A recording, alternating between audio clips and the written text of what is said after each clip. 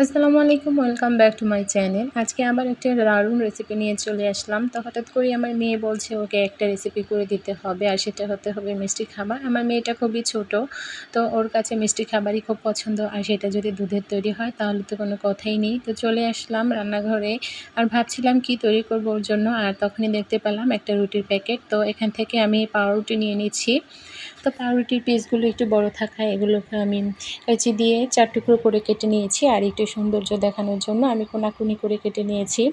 তো আমি 4 পিস রুটি নিয়ে নিয়েছি, আর এগুলোকে একটু কেটে নিয়েছি। ভাবছিলাম মেয়ে যখন বায়না করছে তো তৈরি তো করতেই হবে কিছু একটা ওর পছন্দ হওয়ার মতো খাবার।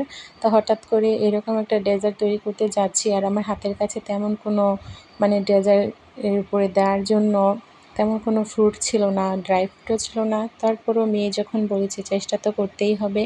তো রুটিগুলো এভাবে কোনাকুনি করে কেটে নেওয়ার পর চুলায় তেল বসিয়ে দিয়েছি, আর তেলের মধ্যে রুটিগুলো দিয়ে একটু ভেজে নিচ্ছি। একটু ব্রাউন কালার করে ভেজে নেব। প্রথমে আমি 4 পিস রুটি দিয়ে দিয়েছি, তো এরপর আমি এগুলো উল্টে ভেজে নিচ্ছি। এরকমভাবে আমি বাকি রুটিগুলোও ভেজে নেব, আর এরপর একটা স্টোনের উপর রেখে দেব, যাতে করে এক্সট্রা তেলটা এ থেকে ঝরে যায়। বাচ্চারা কিন্তু বেশিরভাগ বাচ্চারা এই মিষ্টি খাবার খেতে পছন্দ করে। তো আমরা বাচ্চাদের পছন্দ অনুযায়ী খাবার খাওয়াতে গিয়ে কিন্তু অনেক সময় অতিরিক্ত মিষ্টি ওদেরকে খাইয়ে ফেলি। তো এত বেশি মিষ্টিও কিন্তু বাচ্চাদের জন্য ঠিক না, এতে করে বাচ্চাদের খাবারের রুচি নষ্ট হয়ে যায়। তো হালকা পরিমাণ মিষ্টি খাবার কিন্তু বাচ্চাদেরকে দেয়াই যায়, আর এতে যদি এরকম প্রোটিনযুক্ত থাকে, যেহেতু আমি এটা দুধ দিয়েই তৈরি করব। তো প্রথমে আমি পাউরুটিগুলো এভাবে করে ভেজে নিচ্ছি, ব্রাউন কালার করেই ভেজে নেব, আর এগুলো উঠিয়ে রেখে দেব। বাকি রুটিগুলো আমি একইভাবে ভেজে নেব। আমার এই রুটিগুলো কিন্তু ভাজা হয়ে গিয়েছে। বাকি রুটিগুলো আমি এবারে ভেজে নেব। আর আমি আগে থেকেই এখানে 500 গ্রাম দুধ জাল করে রেখেছিলাম, একদম পানি ছাড়া লিকুইড দুধ। 500 গ্রাম জাল করে আমি 400 গ্রাম করে রেখেছি। তো যারা জাল করে দুধ শুকাতে চান না, তারা এর মধ্যে একটু গুঁড়ো দুধ ব্যবহার করবেন, এতে করে কিন্তু ফ্লেভার টেস্ট দুইটাই ভালো হবে।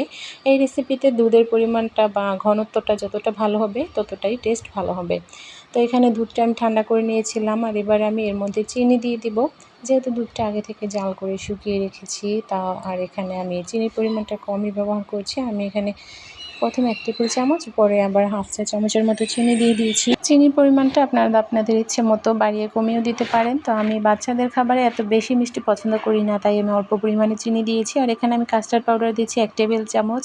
আর কাস্টার্ড পাউডারেও কিন্তু মিষ্টির পরিমাণ থাকে, সেজন্য আমি চিনির পরিমাণটা এতটা কম দিয়েছি। আর এবারে ভালো করে মিশিয়ে নিচ্ছি। অবশ্যই ভালো করে মিশিয়ে তারপর চুলায় বসাবেন, তা না হলে যদি কাস্টার্ড পাউডারটা গুটি বেঁধে থাকে ওইটা কিন্তু চুলায় বসানোর পর দলা পাকিয়ে যাবে, আর এটা কিন্তু খেতে ভালো লাগবে না।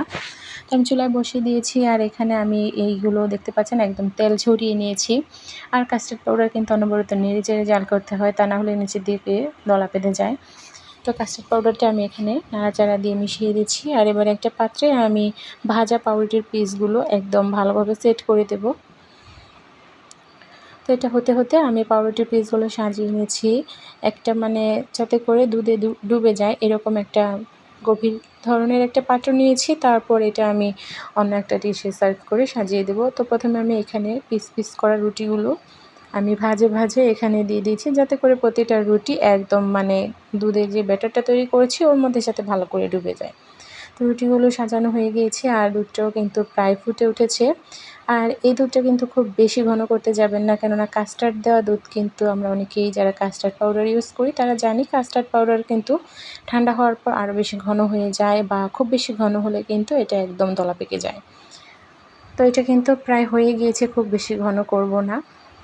আর এটা একদম গরম গরম ডিরেক্টলি কিন্তু আমি রুটির মধ্যে দিয়ে দেব না, নামানোর পর এই 2-1 মিনিট রেস্টে রেখে তারপর কিন্তু আমি এটা পাউরুটির উপরে ঢেলে দেব। এত গরম দিলে কিন্তু রুটিগুলো একদম গলে গলে যাওয়ার চান্স থাকে, তো তাহলে কিন্তু রেসিপিটা ভালো হবে না, দেখতে ভালো লাগবে না, একদম পায়েস হয়ে যাবে।